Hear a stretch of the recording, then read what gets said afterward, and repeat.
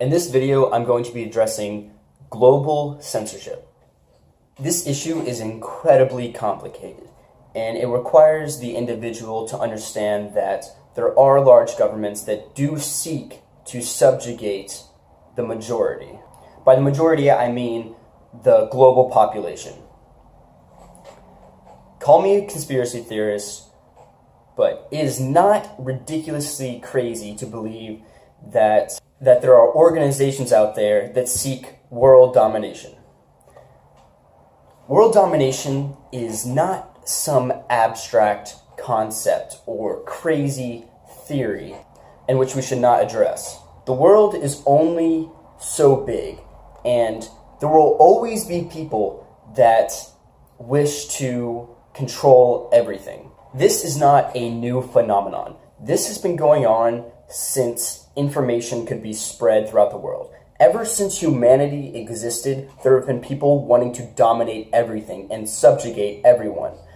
There are people that believe that their way of doing things is way better than what anybody else could think of. They believe that because their way is the best way to do things, they should impose their ideologies on others because it's better for them, even if the people they're imposing on don't agree with them. The author Fyodor Dostoevsky wrote a poem called The Grand Inquisitor, and in this poem he does a very good job of conceptualizing the ideologies that drive people to dominate the world. Through theology, he is able to describe how Marxism is rooted in human incentives. There are humans that their main incentive is to make the world a better place, and they do this by subjugating the majority. The Grand Inquisitor pits two theological and philosophical ideologies against each other. The author, Fyodor Dostoevsky, creates a scenario where the reader has to decide whether his character, the Grand Inquisitor, is correct in condemning Christ for rejecting 3 temptations by Satan, which could have brought peace and harmony on earth, or if Christ was correct in permitting all humans to have free will. I find Christ to be guilty of what he's accused of by the Grand Inquisitor, because the suffering Christ allowed to happen on earth is an effect of his decision to permit humans to have free will. However, I do not see what he is accused of to be inherently wrong. I see the Grand Inquisitor's plan to be equivalent to the Marxist ideology, which led to famine and suffering, and Jesus' plan, Christ's plan, to be equivalent to the free market capitalist ideology, which led the world towards equality and a higher standard of living. The story is told by the character Ivan to his brother Alyosha. Ivan begins describing horrific acts of violence, like a general releasing dogs on an innocent child and a father beating his daughter for his own pleasure. He uses these examples to express his contempt towards the evil world created by the divine that allows such extreme suffering to be inflicted on even the most innocent beings, children. Ivan criticizes the system in which suffering must take place in order to achieve eternal harmony. Alyosha, who is a monk, brings up the point that Christ was able to endure ultimate suffering for all and everything. And in response to Alyosha, Ivan tells the story of the Grand Inquisitor. In the fable of the Grand Inquisitor, Christ reveals himself for the second coming in Seville, Spain, where the people see him and recognize him as he replicates miracles seen in the Gospel. Now, keep in mind, this is a fable written by an author.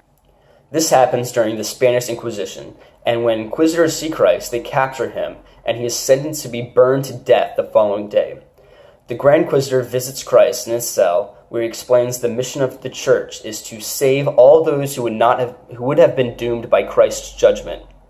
The Grand Inquisitor makes the observation that since the beginning of its existence, humanity has shown a pattern of not accepting moral responsibility, which has created worldwide suffering of the innocent.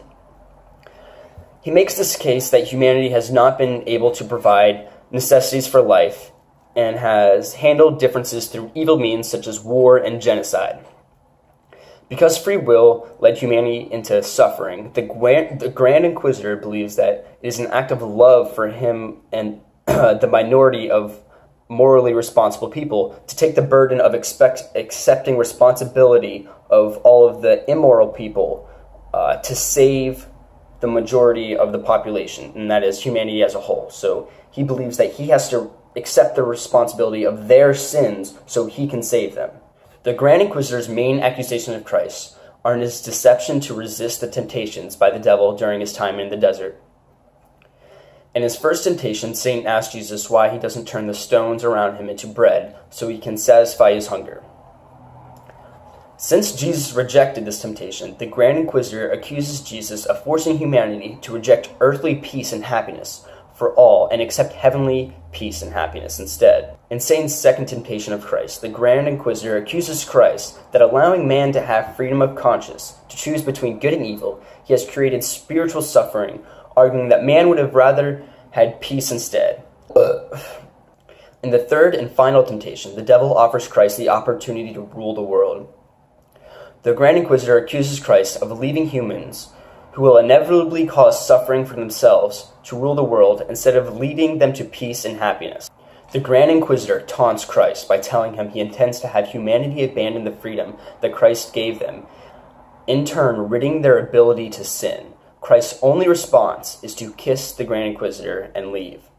To answer the question left by the cliffhanger ending of the story, which is whether Christ is guilty of the crimes he's accused of by the Grand Inquisitor, I say that yes, Christ's decision to permit free will did allow humanity to endure suffering. I see the Grand Inquisitor's logic parallel to the Marxist ideology, because he believes the morally sound minority should subjugate the immoral majority, so they will not have the opportunity to sin and be damned. This logic overlooks the fact that the morally sound minority are still capable of choosing to do evil, in which case they would lead humanity as a whole down the path of irreversible suffering because the majority will have lost their ability to choose anything but to follow the minority. With Christ's decision to allow free will and suffering, he lets humans be humans, because without free will, they would cease to be humans, but instead be beings without the ability to love, and in turn, without the ability to receive God's grace. The message in this story is not about God or Jesus or the devil or the Grand Inquisitor or the Catholic Church. The message in this story is expressing how important it is for individuals to have the freedom to do and say whatever they want. It is a fact that the European Union has now censored conservative messages coming from the United States and Europe. As human beings, we cannot let the governing minority, like the European Union and the leftist agenda in the United States, to decide what we are and are not allowed to listen to. It is an undeniable fact that the mainstream media is attempting to censor individual ideas that contradict their ideology. The mainstream media and leftist agenda is trying to censor content creators like Bearing and InfoWars because they spread the idea that individuals should govern their own lives.